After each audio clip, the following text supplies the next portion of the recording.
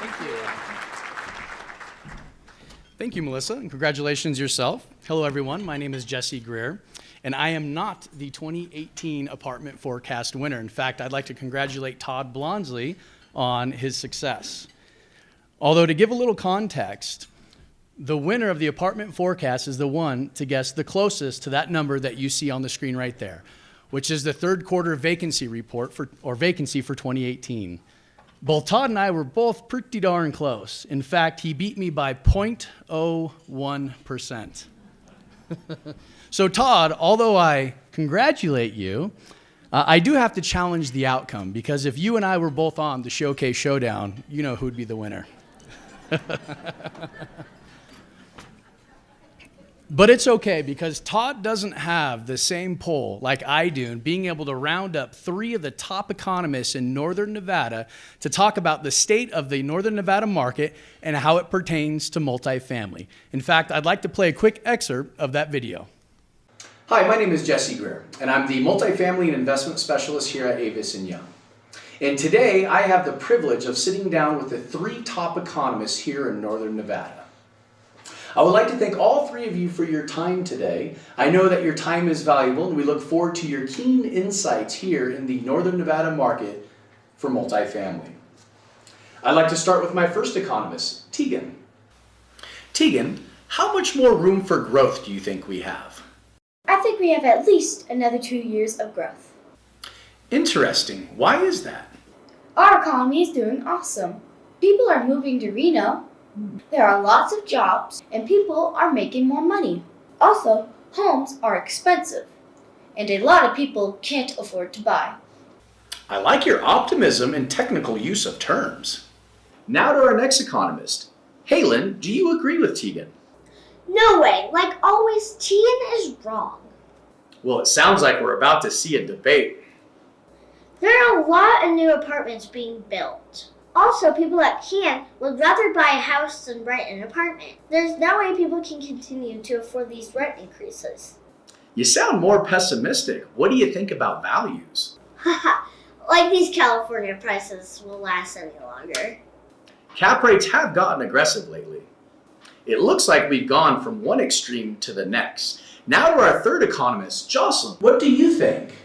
I have no idea. Wiser words have never been spoken. Unfortunately, Elliot wasn't available that day, so I had to improvise. Now, as my optimistic economist Tegan points out, we have a lot of forward momentum on multifamily because of certain market conditions. First being the resurgent economy led by job growth. In fact, not only nationally, but locally, we've seen a tremendous amount of job growth. In fact, locally, we surpassed the national average at just over 4%. Next, EDON predicts average wages here in Northern Nevada to increase to about $55,000 with the influx of tech-type jobs and a diversification of the job base here in the market. Now, one thing that I'd like to point out is that new jobs equal new households. And for every household that is formed, they either choose to buy or rent. In the last cycle, the marginal propensity to rent was at about 40%, which means that for every household that was formed, out of 10 households, 4 either decided to or were forced to rent. In this market cycle, the marginal propensity to rent is at 80%, which means out of every 10 households, 8 either choose to or are forced to rent for a certain reason.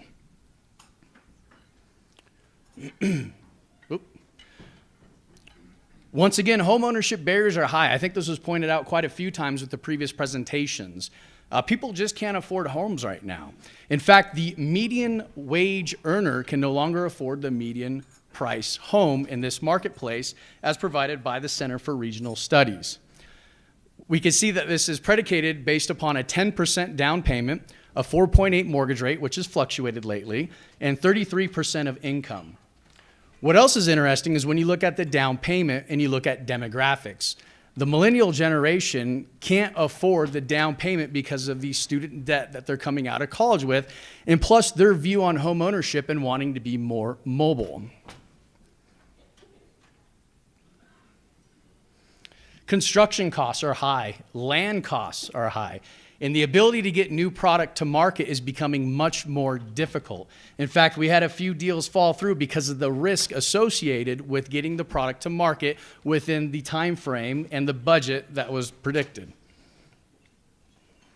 So where are we at now in the market cycle? Well, let's take a look at the rent increases, vacancy, and concession shown here, provided by Johnson Perkins Griffin. Since 2016, we've seen an average rent growth that has climbed pretty steadily. What's interesting about this over the last couple quarters, though, is you see that concessions have actually skyrocketed. In fact, we're at 11 and 13% between both quarters. In addition, average rents have fallen just a little bit. Now, what else is interesting about this is only 2 of the unit types in the last quarter actually experienced average rent increases, which are studios and 3 bedrooms. And not only that, but more than half of the submarkets in this market experience average rent decreases. Is it seasonal? We'll see. We have 2017 and 2018 comparisons. Year over year, we tracked 85 in 2017 and 81 in 2018, and both units are about the same between the two. What the noticeable difference is almost a $16,000 price per unit increase between 2017 and 2018. We also tracked the sales by 5 to 20 units, 21 to 79 units, and 80 units and above, which are about the same year over year. Now, we also tracked the comps by 5 to 20 units, roughly the same amount of properties and the same number of units, but a noticeable increase in price per unit of almost $20,000. You'll see the same with the 21 to 79 units as well. Now, 80 plus units I think was a little bit of an anomaly because in 2017 we had more Class A 80 plus unit multifamily sell than we did in 2018, hence the decrease in price per unit. So under construction, what's noticeable about this is we track about 900 plus properties. And if you look at it just by the number of properties, 5 to 20 units comprises of about 60% of that share, followed by 21 to 79, and then 80 plus. Now, the 2 points of the graph that are sticking out represent the properties that we are tracking that are currently either under construction or approved. Now, if we take this graph and look at it as a unit perspective, you can see a difference. We're tracking around 53,000 units, of which now 80 plus units comprise of about 60% of the graph. Now, what's also unique about this is with the under construction and approved side of the construction, when all of that comes online, you're going to see about an increase of 20% of new Class A 80 plus unit multifamily coming to the market over the next 18 to 24 months. This gives you a sense of where the product is going. Green represents under construction, which is roughly 4,000 units. Blue is approved, which is a hair under 7,000 units. And I did not take into consideration in the last graph the pending, which could be an additional 7,000 units that are coming to the market here soon. Now, here are some of the market highlights. We've seen Marina Village Apartments trade at just under a 5 cap. In fact, it was at 4.8%, which is a 240 unit multifamily that was traded at a stabilized rate. And then the other one, I actually had to do a double check on the offering memorandum. This was advertised as a 3% cap rate with value add for rent growth getting to 6.3%. And this actually did trade at a 3.2% cap rate. I always like to give a little recognition for who is active in the marketplace right now. Here are the top 5 purchasers by property, and then also by number of units. So as my pessimistic economist, Halen, pointed out, there's a couple reasons why people are uncertain about the future of the multifamily market. The first has to do with interest rates. In 2018, we've seen 4 rate increases with the federal funds rate, and although the Federal Reserve is a little dovish about 2019, we could see more rate increases ahead. Now, keep in mind, as interest rates increase, cap rates tend to follow, and with net operating income holding constant, valuations could start coming down. Once again, as I pointed out, there's a record new inventory coming to the market, especially with the 80 plus units that we see here with this graph. In fact, it's almost an increase of 20% of the existing market that could be coming to the Reno-Sparks area in the next 18 to 24 months. And lastly, the political climate. This is the first time ever that we've seen a Democratic supermajority in the Nevada Assembly. We are 1 seat away from a Democratic supermajority in the Nevada Senate, and we have a Democratic governor.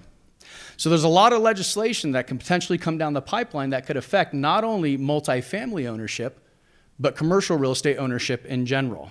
So will the U.S. enter the history books in 2019 as the longest continuous expansion post-1945, and will multifamily follow suit? Well, as my youngest economist would say, I have no idea, and quite frankly, I don't either.